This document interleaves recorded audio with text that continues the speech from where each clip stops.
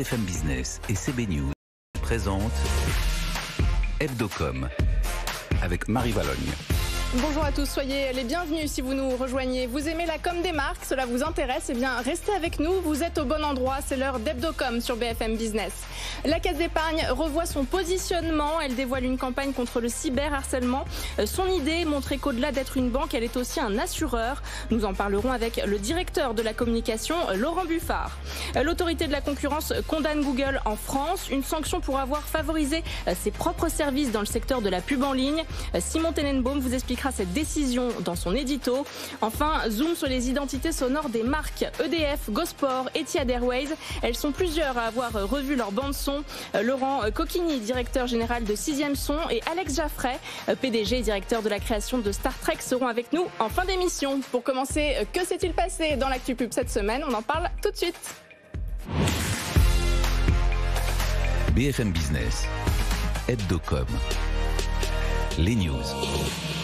Bonjour Frédéric Roy. Bonjour Marie. Rédacteur en chef de CB News avec nous tous les week-ends, et Julien Rizzo de la rédaction de BFM Business. Bonjour Julien. Bonjour Marie. Julien, on commence ces news par l'établissement français du sang qui dévoile pour la première fois de son histoire une campagne publicitaire. Oui, le spot met à l'honneur les donneurs de sang. L'idée de l'établissement, c'est de s'adresser en particulier aux jeunes, de leur donner envie de donner régulièrement leur sang. Pour cela, la voix off du film nous parle de ces Français d'âge et de passions différentes qui partagent une valeur commune, celle de la solidarité. Nous sommes ceux qui donnent parce que c'est solidaire. Nous sommes ceux qui donnent parce que c'est pas la mer à boire. Ceux pour qui un coton au creux du bras vaut tous les gallons du monde. En relevant nos manches 2 à 3 fois par an, nous participons à soigner 1 million de personnes. Nous sommes les changeurs d'histoire, les joueurs collectifs, les optimistes nés. Nous sommes les donneurs de sang. La publicité termine par ce message: rejoignez-nous, devenez donneur. Un message pour montrer que donner son sang, c'est entrer dans une communauté d'altruistes.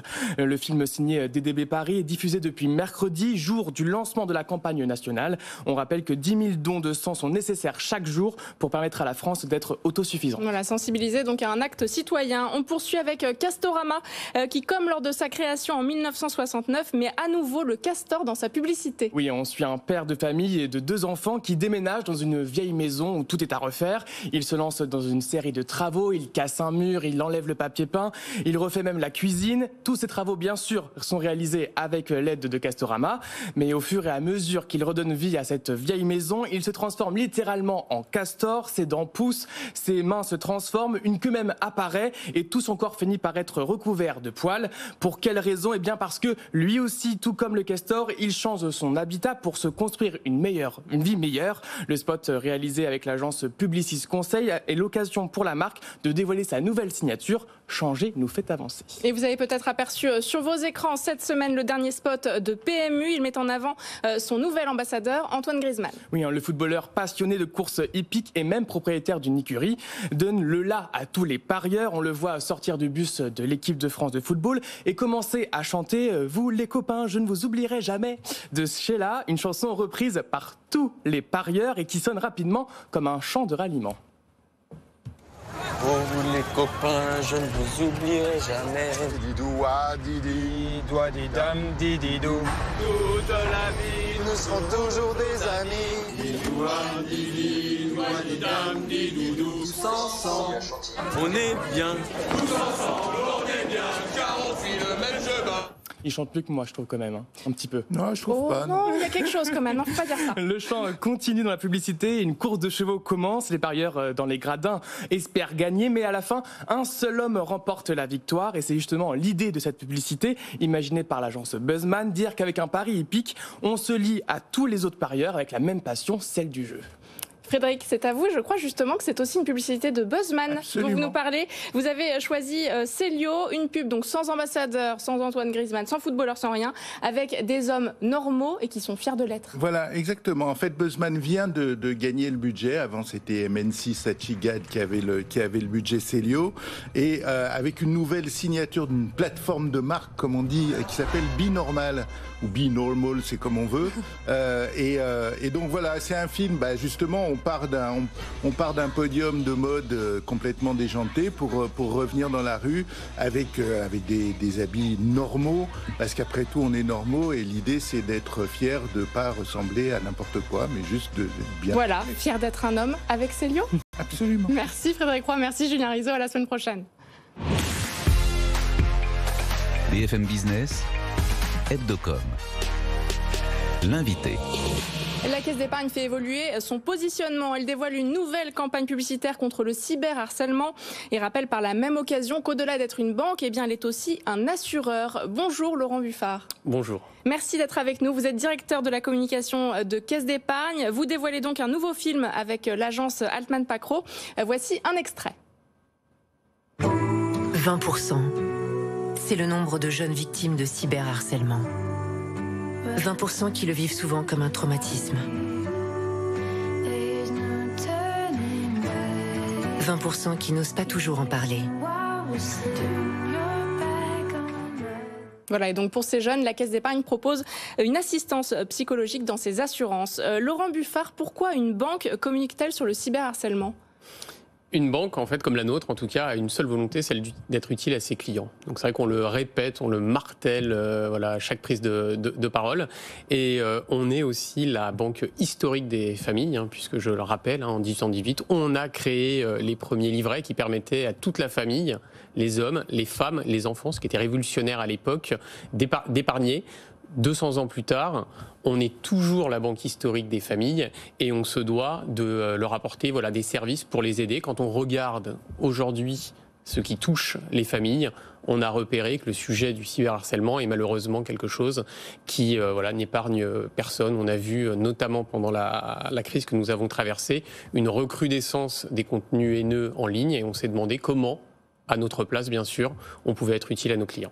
Et alors, du coup, ça s'adresse aux familles, ça s'adresse aux enfants. C'est ça que j'ai, pour être sincère, pas totalement capté. Ça parle à qui exactement dans la famille ? À tout le monde, aux parents, aux enfants ? L'objectif, c'est que ça parle à tout le monde. Puisqu'en effet, ce dont on s'est rendu compte, c'est qu'il y avait souvent un manque de dialogue avec des parents qui ne sont pas toujours au fait de tout ça, avec des enfants qui, pour différentes raisons, n'ont pas toujours envie d'en parler avec les parents, qui, par définition, ne comprennent rien et qui n'ont pas envie de se faire confisquer le téléphone non plus. Donc, cette campagne s'adresse aux deux et elle a vraiment pour vocation, et c'est un peu les premiers retours pour l'instant qualitatifs que nous en avons, c'est sur le fait d'avoir créé un petit peu plus de dialogue et de discussion au sein des familles. Alors par la même occasion, du coup, vous rappelez plutôt que vous êtes aussi un assureur au-delà d'être juste un banquier. Y avait-il un déficit de communication à ce sujet ? On choisit toujours en communication. Il y a beaucoup de choses sur lesquelles on pourrait et on aimerait communiquer. On ne peut pas le faire tout le temps à chaque prise de parole. En tout cas, il nous semblait important d'informer en fait, puisque c'est ce service, on a pris la décision de l'intégrer dans l'ensemble des contrats d'assurance santé et scolaire. Donc en fait, et sur vos communications, maintenant, il y aurait écrit, c'est ça, banque et assurance. Et voilà, et on veut rappeler qu'on est la banque et l'assurance de toute la famille. Oui, c'était un objectif. Alors, vous gardez votre signature, vous êtes utile, mise en place en 2016. Aujourd'hui, de nombreuses marques se positionnent sur l'utilité. Vous n'avez pas peur d'être un peu rattrapé ? Alors, peur non, tant qu'on court plus vite. Et donc c'est aussi l'enjeu, clairement, c'est aussi l'enjeu de cette campagne de reprendre vraiment le leadership sur cette valeur d'utilité qui est la nôtre depuis toujours. Je ne repars pas dans l'histoire, mais nous, notre vocation, c'est d'être utile. On parle de raison d'être beaucoup aujourd'hui. Nous, c'est la raison même de la création des caisses d'épargne. Et puis, c'est vrai qu'en 2016, on a choisi de se positionner sur l'utilité avec cette signature « Vous êtes utile », sans doute avec un temps d'avance. Et puis aujourd'hui, moi je vous regarde assez régulièrement, on voit toutes les études fleurir pour dire à quel point l'utilité est devenue la valeur centrale, à quel point les gens attendent des marques qu'elles s'engagent davantage. C'est ce qu'on fait au quotidien et notre rôle de communicant, c'est de le révéler. En effet, on voit beaucoup de campagnes ici et donc à la télévision et ailleurs, on voit énormément de campagnes, effectivement, d'annonceurs qui s'engagent, qui mettent en scène la vraie vie, si on peut dire. De fait, à défaut d'avoir peur, peut-être, est-ce qu'il n'y a pas un risque qu'à force que toutes les marques se mettent sur ce terrain-là, on s'entende plus, quoi. Vous fassiez peut-être... Je pense qu'il y a clairement un risque. Je regarde la publicité comme vous et parfois je me dis waouh, c'est dingue tout ce que font toutes ces marques. Le sujet pour moi, c'est d'être à chaque fois à la croisée finalement des besoins des clients, des enjeux de la société et de ce que la marque, en l'occurrence la Caisse d'épargne, fait concrètement. C'est-à-dire que c'est pas un programme. Nous, on révèle juste ce qu'on fait pour informer des gens qui, on l'a découvert d'ailleurs, n'étaient pas au courant. Mais oui, je pense qu'il est important pour chaque marque de rester dans son cœur de métier, là où elle est légitime. Alors comment fait-on justement pour rester une marque dynamique comme ça quand on a 200 ans et quand on est bousculé par de nouveaux acteurs en permanence sur ce marché ? Moi, je pense qu'avoir 200 ans, c'est un gage d'éternelle jeunesse, puisque ça veut dire que des crises, par définition, on en a connu beaucoup, qu'on en a traversé énormément et qu'on a participé à chaque fois au grand mouvement de transformation de la société. Donc, je vais arrêter de reparler de l'histoire, mais on a participé à la reconstruction, on a participé au premier bain-douche, au premier jardin ouvrier. Donc, il y a une histoire très, très, très, très riche. Et là, on continue effectivement en se positionnant et on va continuer de le faire sur des grands sujets de transformation qui impactent nos clients. À chaque fois, on va regarder comment on peut leur être utile. C'est aussi. Mais la prise de parole est différente cette fois-ci. C'est-à-dire qu'avant, il y avait des petites histoires. Oui, parce que je pense qu'on peut pas, on peut pas reprendre la parole et faire comme si c'était rien passé. On vient quand même de traverser une crise comme on en avait rarement vu, dont les effets se font encore sentir. Et on amorce aujourd'hui un temps de la relance, de la reconstruction. Et moi, il me semblait impossible de reprendre la parole comme si rien ne s'était passé. Donc oui, sans doute que la crise a accéléré ce changement de territoire, parce qu'aujourd'hui, on a envie de raconter peut-être quelque chose de différent sous une forme nouvelle. Frédéric. Et vos concurrents ou confrères vont beaucoup sur les nouveaux réseaux sociaux type TikTok pour parler justement aux jeunes de leurs problèmes. Vous y allez aussi. Vous avez ces envies, ambitions. Oui, on y va aussi. Alors on peut pas forcément être partout tout le temps, mais on a effectivement de plus en plus de liens avec nos clients sur les réseaux sociaux. C'est important et notamment vis-à-vis des plus jeunes. Vous faites évoluer votre identité visuelle avec l'agence Carré Noir. Alors pour ceux qui nous écoutent à la radio, votre logo devient plus rouge, la police est plus épaisse, la caisse d'épargne n'est plus soulignée.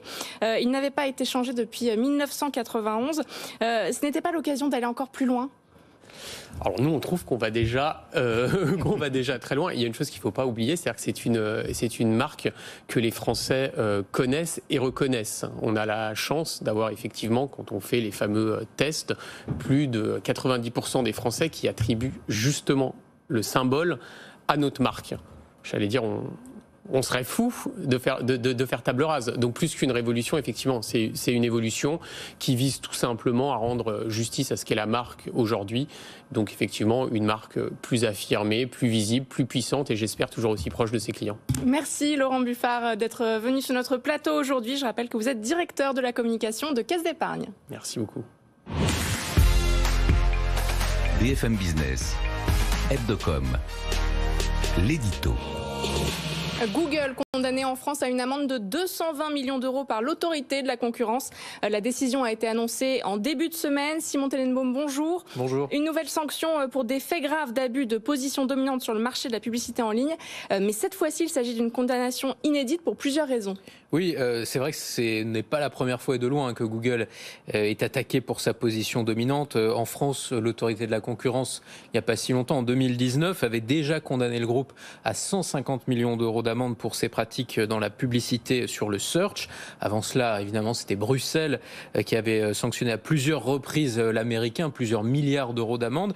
Mais Effectivement, ce qui est nouveau aujourd'hui, c'est que l'autorité de la concurrence française est donc la première au monde à épingler Google pour son poids dans les outils publicitaires display, c'est-à-dire l'achat et la vente de bannières sur Internet. C'est un pan moins visible de l'activité de Google, mais qui pèse tout de même 13% du chiffre d'affaires du groupe. Mais qu'est-ce qu'on lui reproche encore à ce pauvre Google ? Alors, le problème, c'est que Google, comme souvent, est présent sur toute la chaîne de valeur.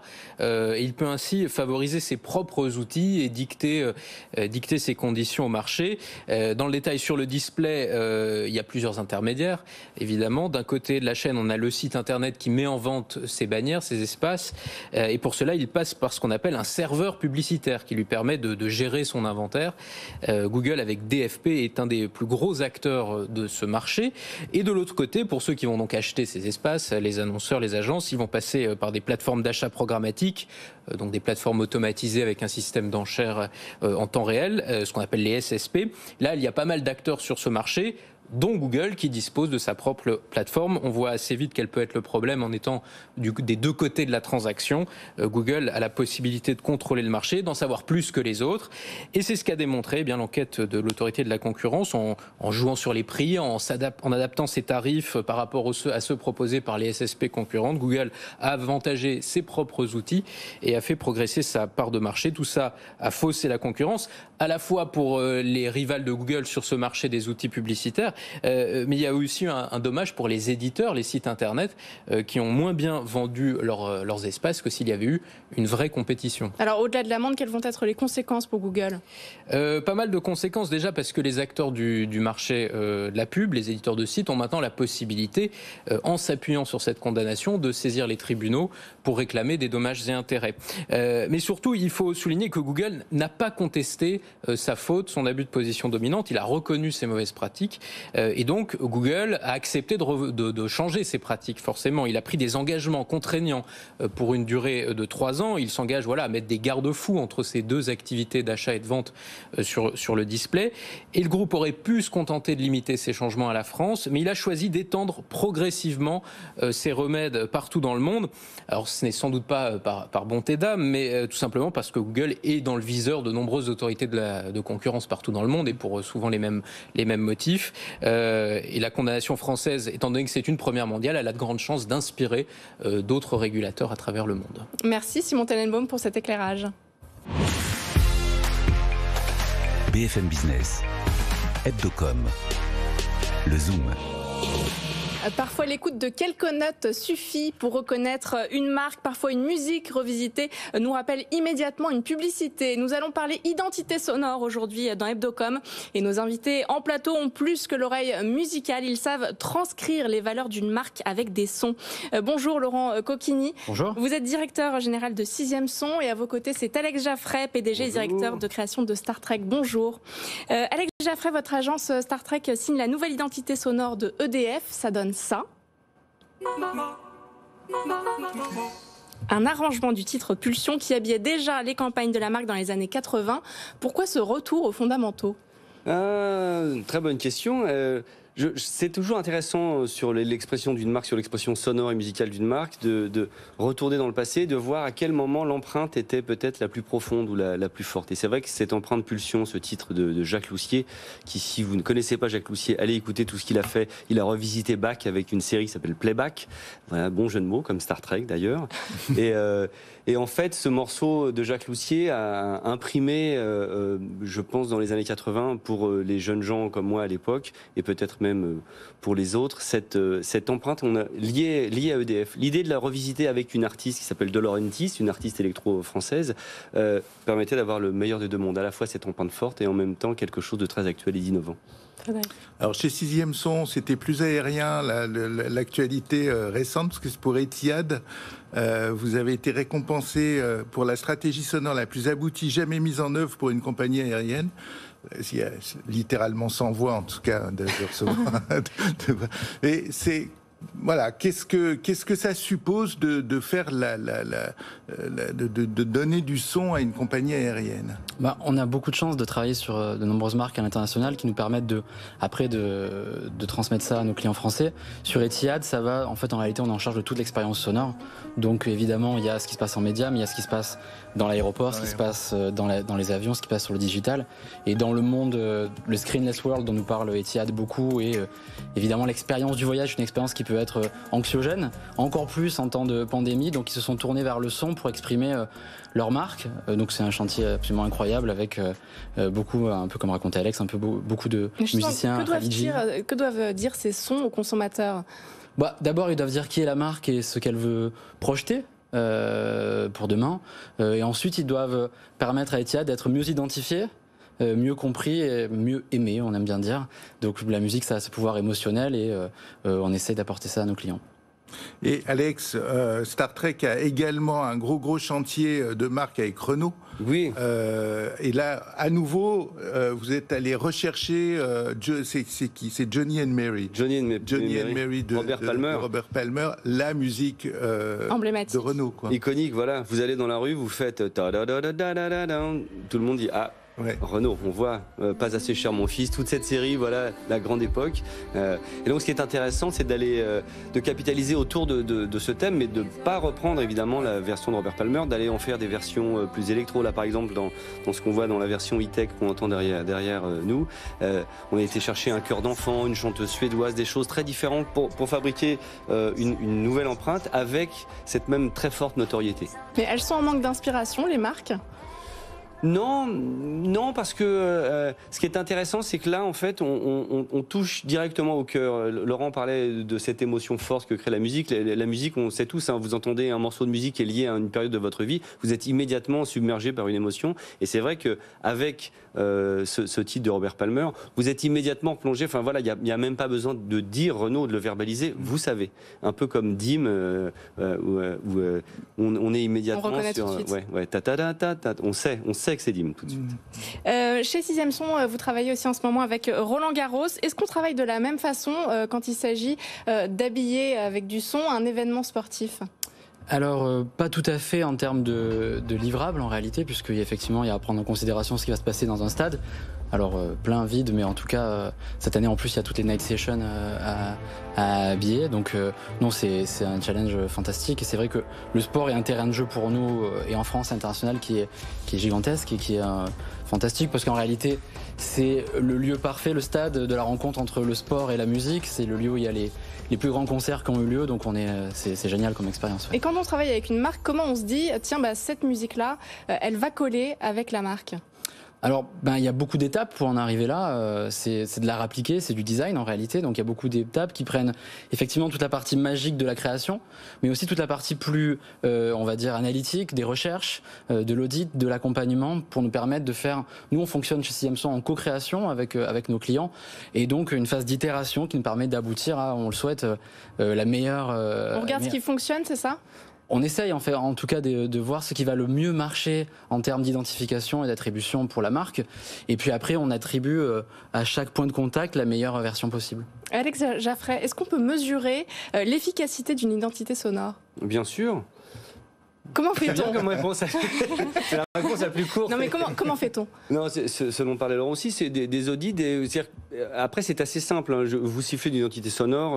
On a eu la chance de créer l'identité sonore de TF1, par exemple. C'est vrai que c'est une identité sonore reconnue à plus de 87%. Quand c'est reconnu, on se dit c'est efficace ? Oui, déjà c'est un assez bon critère, voilà. Et puis après, c'est aussi la bonne transposition des valeurs. C'est-à-dire que vous pouvez avoir une marque avec une marque qui n'a peut-être pas un développement, une prise de parole très large. Je prends l'exemple de la SNCF ou autre, voilà. Mais vous savez que vous êtes très juste. C'est aussi ça qui est important, je pense, dans notre métier, c'est d'être le plus juste par rapport à ce que veut dire la marque en musique. Et alors, par exemple, TF1, vous êtes passé donc à ces 3 notes. Oui. Voilà, c'était 6 historiquement. Pourquoi on est passé à 3 ? Eh bien, pour plein de raisons. D'abord, pour revisiter, puisque c'était la première fois qu'une identité sonore d'une chaîne comme ça, qui est la première chaîne, je crois, européenne, TF1, pardon. Aucun problème. Nous, on est la deuxième. Nous, on Vous est êtes la deuxième, c'est ce qui me semblait, vous êtes quasiment à égalité. Voilà. Et sur ces jingles, alors, pourquoi 3 notes ?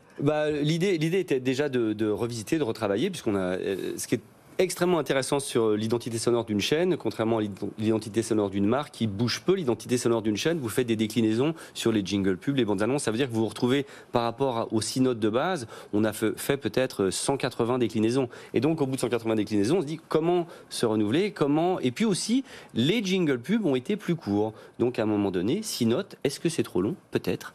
Gardons 3 notes et gardons l'empreinte. En fait, on continue à avoir l'empreinte, mais on dessine quelque chose de différent dans cette empreinte.